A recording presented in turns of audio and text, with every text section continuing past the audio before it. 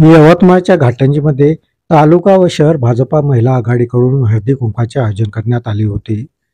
घाटंजीतील सोनूमंगलममध्ये घेण्यात आलेल्या हळदी-कुंकवाच्या कार्यक्रमाला महिला आघाडीच्या यवतमाळ जिल्हाध्यक्षा कीर्ती राऊत आणि प्रिया तोळसाम ह्या प्रामुख्याने उपस्थित होत्या. यावेळी उपस्थित महिलांना मान्यवरांनी संबोधित केलं. भाजपा घाटंजी महिला आघाडीच्या शहर प्रमुख साधना माडुरवार, लता ठाकरे यांच्यासह महिला आघाडीच्या पदाधिकारी आणि कार्यकर्त्या या हळदी कुंकवाच्या कार्यक्रमात सहभागी झाल्या. आयोजित हळदी कुंकवामध्ये घाटंजी शहरातील महिलांनी मोठ्या संख्येने हजेरी लावली. नुकत्याच पार पडलेल्या विधानसभा निवडणुकीमध्ये विजयाच्या खऱ्या शिल्पकार या लाडक्या बहिणी असल्याची प्रतिक्रिया प्रिया तोळसाम यांनी व्यक्त केली. त्या GTV न्यूज मराठी सोबत बोलत होत्या.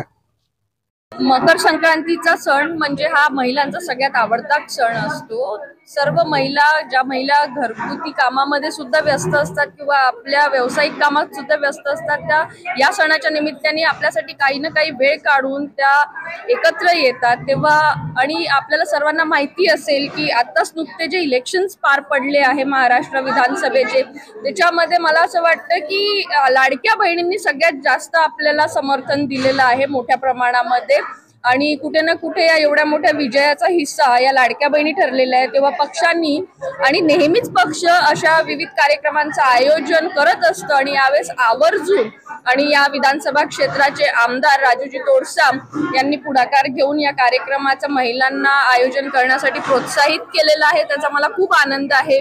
कीर्तीताई सुद्धा खूप छान जिल्हा लेवलवरती अध्यक्ष म्हणून आपली भूमिका बजावत आहे. तेव्हा मला खूप आनंद होतोय की कुठेतरी राजकारणामध्ये मोठ्या प्रमाणामध्ये महिला पुढे येतात आहे. सगळ्यांना माहिती आहे संघटन पर्व चालू आहे.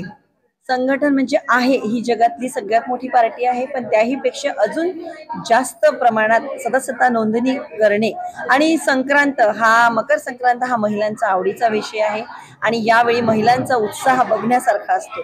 आणि तुम्हाला सगळ्यांना माहितीच आहे आताचं विधानसभेमध्ये जे यश प्राप्त झालंय त्याच्यामध्ये 50% महिलांचा वाटा आहे. मग महिलांच्या साठीच BJP सरकार नेहमी एक महिलांच्या दृष्टीने विचार करणारं सरकार आहे. मग ते बचत गट असो किंवा मग अर्धी तिकीट असो किंवा आत्ताची योजना बघा ना, लाडकी बहीण योजना, त्या योजनेने किती कमाल केलेली आहे. सगळ्या महिलांच्या चेहऱ्यावर एक वेगळं हसू त्या योजनेने आलेलं आहे.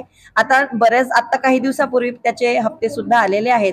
म्हणजे विरोधकांचा जो हे होता की बाई नाही ही बंद होणार आहे, इलेक्शन नंतर बंद होणार आहे किंवा पैसे मिळणार नाही, ते सगळं महाराष्ट्र सरकारने खोटं करून दाखवलेलं आहे.